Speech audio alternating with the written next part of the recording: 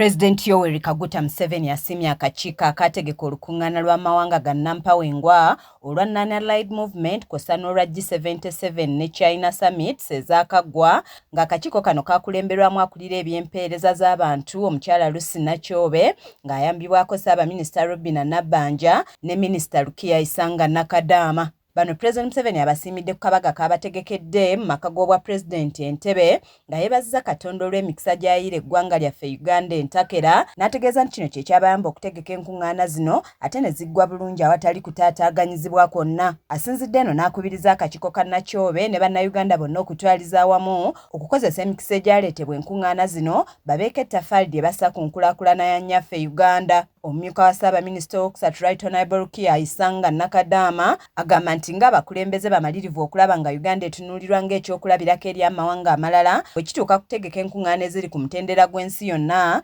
ng'asiimye akakiiko akategesi Ssaabaminisita Nabbanja wamu ne President Museveni kw'ossa amawanga gonna ageetaba mu nkuŋŋaana zino. Our commitment to continuous improvement will ensure that Uganda remains an inspiration for successful international gatherings.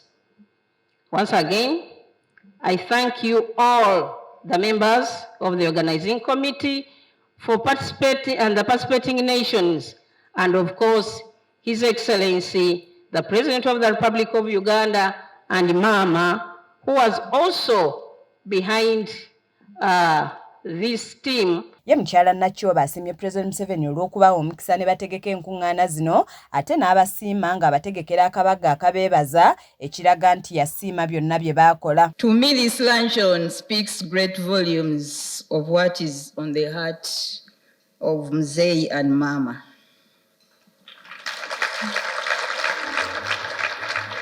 This means that they are very happy and they have appreciated what we have done. And we want to thank you, Mzee and Mama. Ono asiimye banne ku kakiiko bwe baakola obutaweera okulaba ng'enkuŋŋaana zino zitambula bulungi, n'ayozaayeza ne President Museveni olw'okulondebwa ku kya ssentebe eky'omukago ogwa Non-Aligned Movement. Thank you, Mzee, for entrusting us with this work.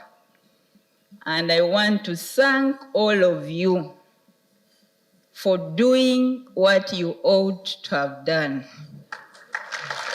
Nze Aneti Namatovu ku lwa KSTV agaleero.